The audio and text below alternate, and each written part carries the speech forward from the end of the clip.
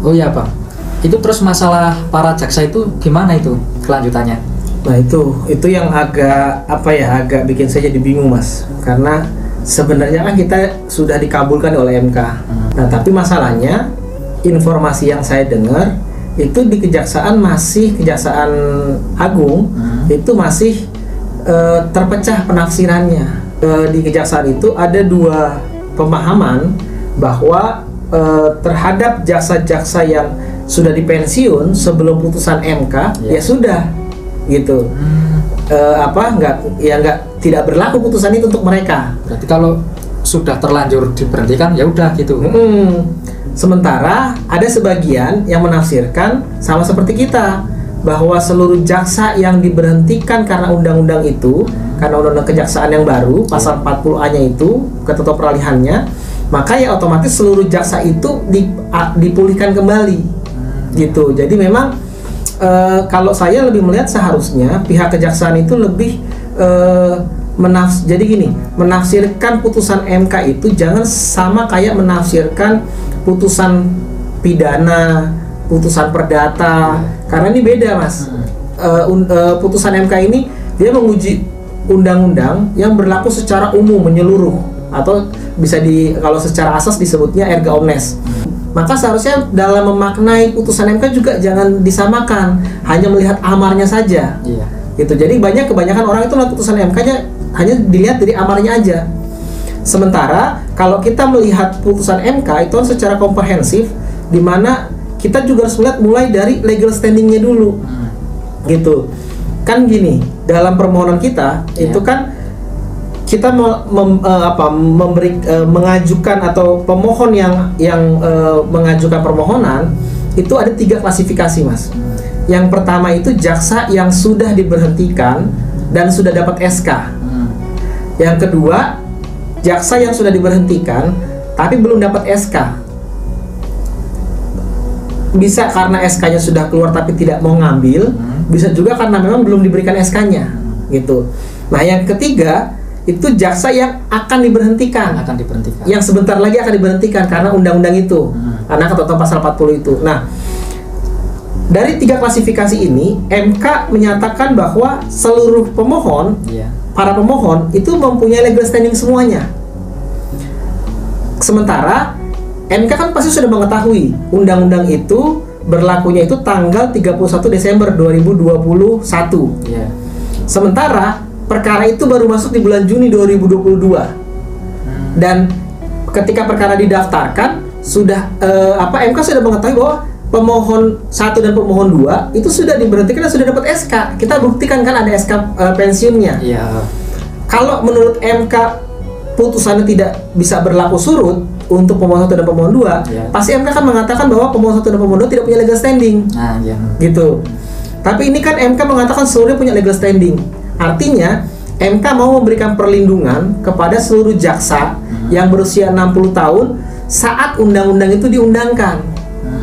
Jadi pemahaman MK secara visioner, secara progresif, dia sudah berpikir bahwa kita akan melindungi nih jaksa-jaksa yang baik yang sudah dipensiun, baik yang akan dipensiun, baik yang sudah dipensiunkan tapi belum dapat SK, itu semua sama MK dilindungi.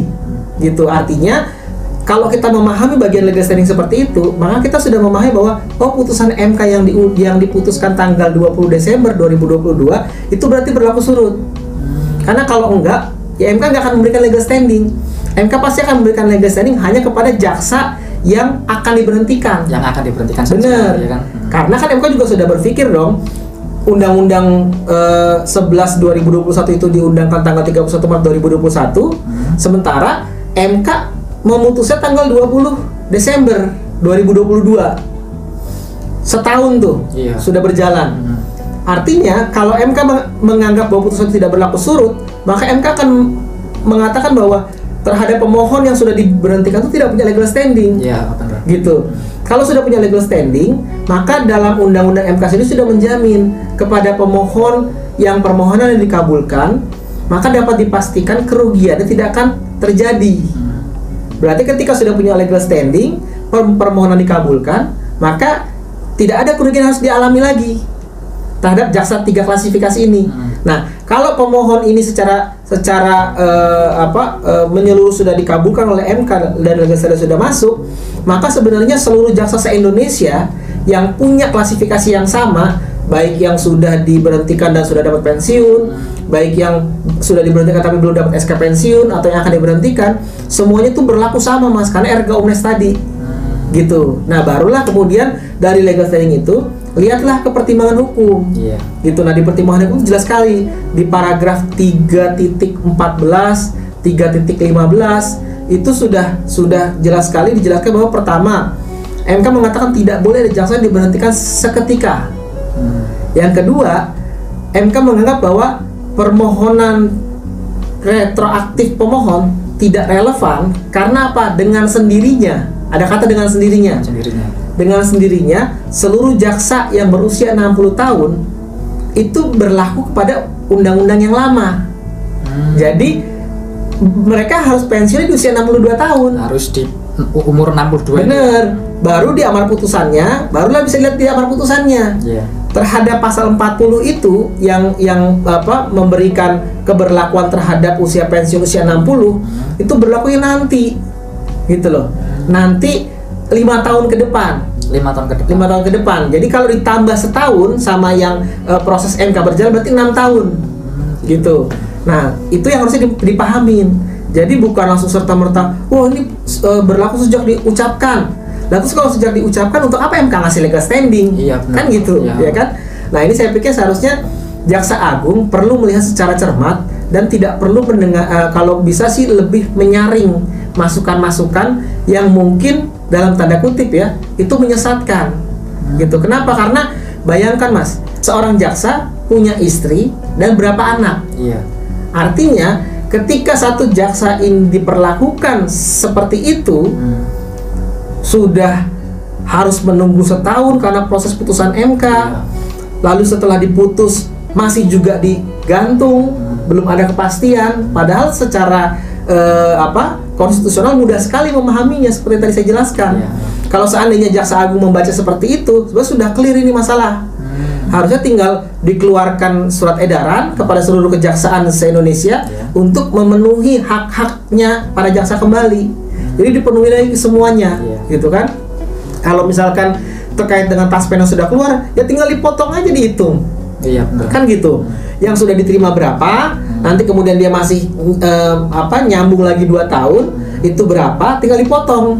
Kan gitu. Jadi menurut saya jangan sampai kemudian masukan-masukan yang tadi saya katakan dalam tanda kutip menyesatkan itu membuat nasib para jaksa ini menjadi, ya kalau saya katakan, terzolimi.